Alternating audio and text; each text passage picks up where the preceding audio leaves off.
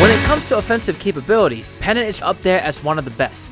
And with the setups that we'll be talking about today, she's gonna become an unstoppable raging demon. I've got not one, not two, but 3 builds for you today. The first 2 builds require DLC, but the last one does not. And funny enough, all of these builds use the exact same skill setup, but are drastically different due to the ring that you have equipped. The 2 skills that we're gonna talk about are just way too good when paired up with Panette's personal skill Blood Fury, which increases Panette's crit percentage by 10 as long as Panette is not at max health at the end of her combat round. So if she literally steps on a pebble, she's gonna have plus 10% crit. That's how good it is.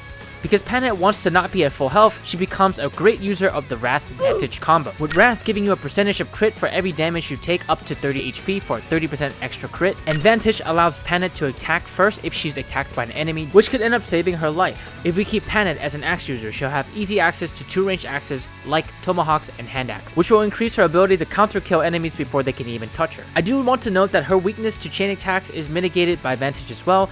The chain attack itself will only trigger when the unit is about to attack, so that means that if they're going second, like from Great Axes and Great Lances, or from Vantage, the chain attack will also happen second, which means that if Panette one-shots them, the chain attack never goes off. I would also consider changing Panette from a Berserker to a Warrior because of several different reasons. Both classes have pretty similar growth stats, with Berserkers having more potential for strength and Warriors having more potential for speed. However, in terms of general usage, the Warrior class skill is way better. Berserkers have access to something called Smash Plus, which makes it so a smash attack pushes a target away 2 spaces instead of 1.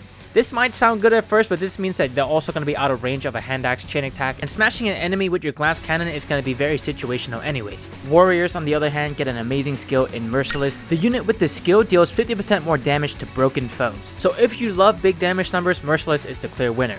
Berserkers do get access to S-rank access though, so that's something to consider. However, I think the trade-off for Warriors not being able to use any S-rank weapon for getting C or B rank bows is just too freaking good.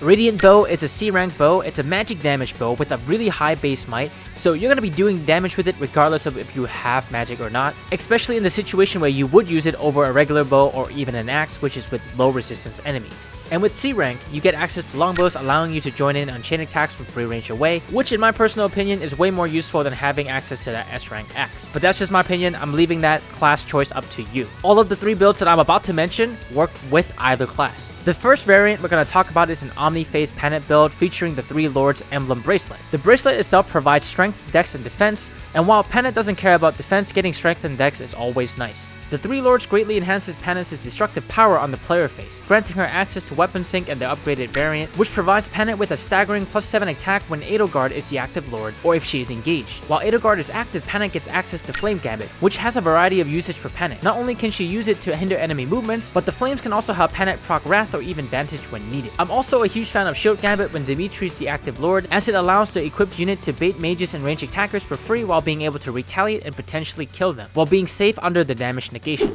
While engaged, the weapon Amir can help Panette get into full Wrath range. Using this weapon forces Panette to take a hit first. This is more powerful than it seems, considering that if you want to use the combat art Raging Storm for an extra turn with Panette, you are forced to use Amir anyways. And honestly, having a Wrath up Panette for multiple combat rounds in one turn is insanely valuable, with this build allowing Panette to fight 4 times in one turn. By utilizing Raging Storm, Seedall's Dance, the upgraded version of the 3 Lords Emblem attack houses Unite that is accessible while standing adjacent to a unit with a Byleth ring equipped, and Byleth's Goddess Dance itself, she's going to be quad critting bosses into dust. The next setup seems even more terrifying, especially for maddening mode. This build involves a Wave 2 DLC Emblem bracelet, Hector, who honestly seems like everything Panette wants and then some. Piercing Glare allows Panette to turn 1 reduce her HP by 20% right off the bat as a cost for blocking off tiles diagonally from Panette for a turn. Not only is blocking terrain useful for funneling enemies into your Panette blender, but just by activating this skill you get extra crit from Wrath plus Panette's personal skill. And because we can do this on turn 1 before any enemies may be in range, this is freaking insane. Quick Riposte is another skill that Hector provides, which allows Panette to double regardless of speed as long as the enemy is attacking first and she has 60% HP at max spawn level. This may seem like a non-factor for normal play, but may come in super clutch in maddening mode. We also have to talk about the really spicy part. Hector's augmented engage attack Storm's Eye Plus is absurdly powerful, especially in Panette's hand. It is activated by using the engage attack while adjacent to a unit with Linz's Emblem ring equipped. This skill makes Panette immune to break, but that's not all. The engage attack also grants her guaranteed doubles before the enemy can even retaliate if the enemy attacks. To add to that, Backups get a crit plus 20% when augmented by Storm's Eye, which allows Panette to get 100% crit, and if she's gonna double before any enemy touches her, she's gonna crit twice, doing massive amounts of damage on the enemy phase. Hector also provides some nice weapons for Panette, like Armads, which hits like a truck, and Rune Sword, which can help Panette get out of critical HP range if you ever need to. Rune Sword also provides magic damage for Panette at 1 and 2 range. And if your Panette's build isn't great, Hector's heavy attack skill converts the difference into more attack, which is essentially multiplicative value for Panette because she's going to be critting most of the time. Now the one weakness with this build, even with Storm's Eye Plus active, are 3 range attackers that can bully you with impunity, which is where the last build comes in. Before we continue, if you're having a good time, support this channel by giving this video a like and consider subscribing for more Fire Emblem Engage content. Thanks.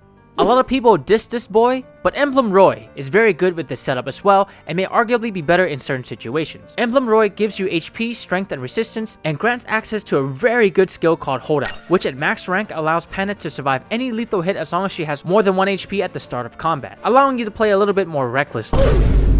Another awesome thing about Royce's Emblem Ring is that when you are engaged with him, his engage skill, Rise Above, activates, granting your unit 5 additional levels. These 5 levels ignore stat cap and will trigger even at level 20, granting additional strength and speed for Panette. At higher bond levels, you also have access to Binding Blade, a 14 might sword that grants plus 10 crit alongside plus 5 defense and resistance. The best part of this sword is that it can attack at 1 or 2 range, helping Panette to counterattack whenever she needs to. Lastly, Emblem Roy grants advance for Panette to use, allowing her to jump to an enemy 1 extra range above her movement cap to attack that enemy. All 3 of these builds greatly augment Panette's destructive capabilities, and all 3 builds greatly benefit from an engraved and refined killer axe, so definitely consider investing in one. Out of these 3 builds, which one was your favorite setup? Or do you have your own devastating setup that you'd like to share? Let us know in the comments below. Whichever way you go, you'll end up unlocking the raging demon that sleeps beneath the surface. If you would like to participate in relay trials to earn awesome rewards like permanent stat boosters and experience jolly cooperation, I'll be putting out a community post every Friday for the foreseeable future, where I'll be sharing my personal relay trial codes while encouraging others to share theirs as well within the community post. If you're interested in that, make sure to turn your notifications on to all so that way when the post goes live, you won't miss it. This video lightly touched upon how good warriors can be with a little bit of tweaking. One warrior setup in particular is degenerate and very powerful, and it doesn't require an emblem ring, so check it out, video on screen if you're interested in learning more about that. And thank you again for all the support, feedback, and comments. It really does help me make better content for all of you. My name is Varsona, and I'll see you in the next video. Time slows down when it can get no worse. I can feel it running out on me. I don't want these to be my last words. All forgotten, cause that's all they'll be. Now there's only one thing I can do, fight until the end like I promised to. Wishing there was something left to lose. This could be the day I die for you. What can it be before it's over? Blinding flash is getting closer.